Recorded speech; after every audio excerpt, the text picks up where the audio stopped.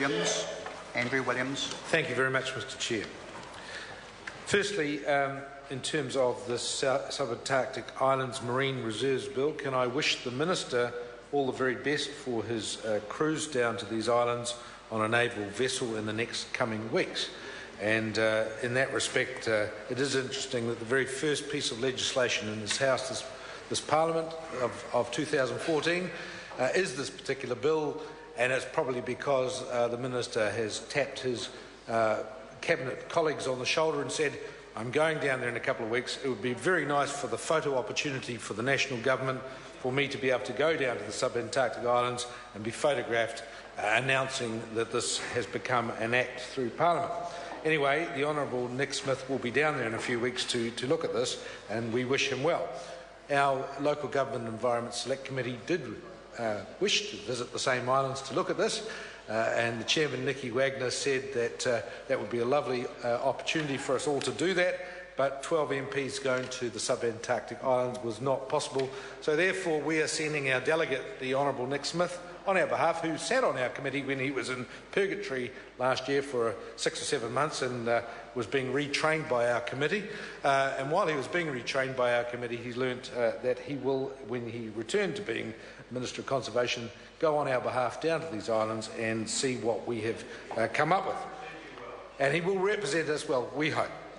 And I would note in previous governments, under a more enlightened Labour supported by New Zealand First government in previous years, that such delegations with ministers often included opposition MPs and who have travelled south with our Royal New Zealand Navy to such places, but under this less enlightened national government, they don't seem to include the opposition to go to the same places. And I think it should be something that should be marked in this Parliament, that when we are going to outreaches of the Greater New Zealand land mass, which includes these special islands, that perhaps some consideration from the government would be given to the opposition to ensure that this is seen, because this is being universally supported by all parties, that perhaps the government could also include other parties who have supported it as well. And it would be something that perhaps a national government could take on board to be a little bit more inclusive in the future.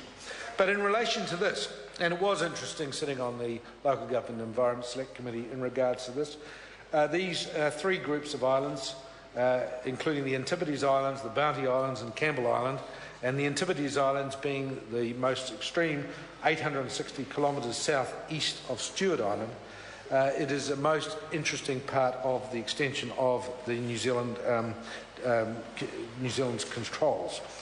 The Antipodes Islands were discovered in 1800 by Captain Henry Waterhouse on the British ship HMS Reliance, and they have remained, therefore, under the New Zealand coverage ever since. They are now a World Heritage Site, which adds to their uniqueness. They are in our most southern ocean, and it's most interesting that between the South Island and between this area, there will be future exploration for offshore oil and offshore gases and all that sort of thing.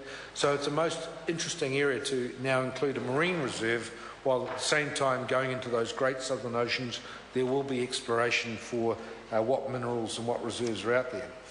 In so saying, we are very pleased, New Zealand First, that there is a 3 to 5 year review process in terms of what is happening in parts of this reserve. We believed that that was appropriate, so that after 3 years or so that the officials and all those involved in this would see how it's working and how it's being administered. That's very good. In terms of some of the comments that Gareth Hughes made in terms of the Green Party, New Zealand First does have concerns in some of the areas in relation to responsible administration of our environment and the conservation estate. He mentioned, for instance, that the seabed mining on the Chatham Rise was of huge concern to the Green Party and shouldn't be taking place. I think we have to all be aware, and as MPs and as parliamentarians and as New Zealanders, that we are sitting on the 5th largest economic exclusive zone in the world. And out there is potentially huge resource. We sat also on that Chatham Rise situation in terms of the exclusive economic zone, and what they... Mr. Chair, Andrew Williams, you must go for the sorry. You don't continue talking, speaking. You must go for the call. Yeah, Andrew sorry, Williams. Mr. Chair, I was too busy thinking of the... Will you have the call now? Thank you. I was thinking of the Prime Minister's statement where we had some minutes afterwards. But in terms of that Chatham Rise, where they're proposing to take something like 1% in terms of the seabed mining for rock phosphate, which will provide potentially 100% of New Zealand's phosphate requirements for our agricultural requirements to be brought on shore to the South Island and then distributed through New Zealand, where at the moment all that superphosphate for agriculture comes from Morocco, Algeria and other sources of questionable future, their ability in the future depending on their political situation. It is interesting that we have to, as a nation, properly identify the risks, the environmental risks, the sustainability and what is involved long term in terms of should we therefore actually say, well, 1% of the Chatham Rise is worth the risk to take that phosphate to provide 100% of our agricultural phosphate and superphosphate for our agriculture, or is 1% not worth the risk? And certainly New Zealand First, we are a party, we are known as the party of being very much in the centre, that we believe all those economic, sustainability, environmental issues have to be properly balanced, worked through and properly identified and properly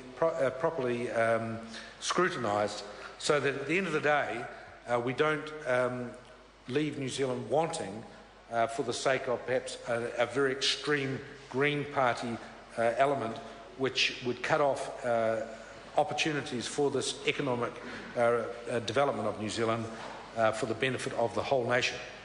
And in that respect, New Zealand First, looking at all these things such as marine reserves, and we're very supportive right back to 1976 of the Goat Island Reserve through to the latest one in Akaroa Harbour, the reserve that's been gazetted in the last few months, and the 34 other reserves.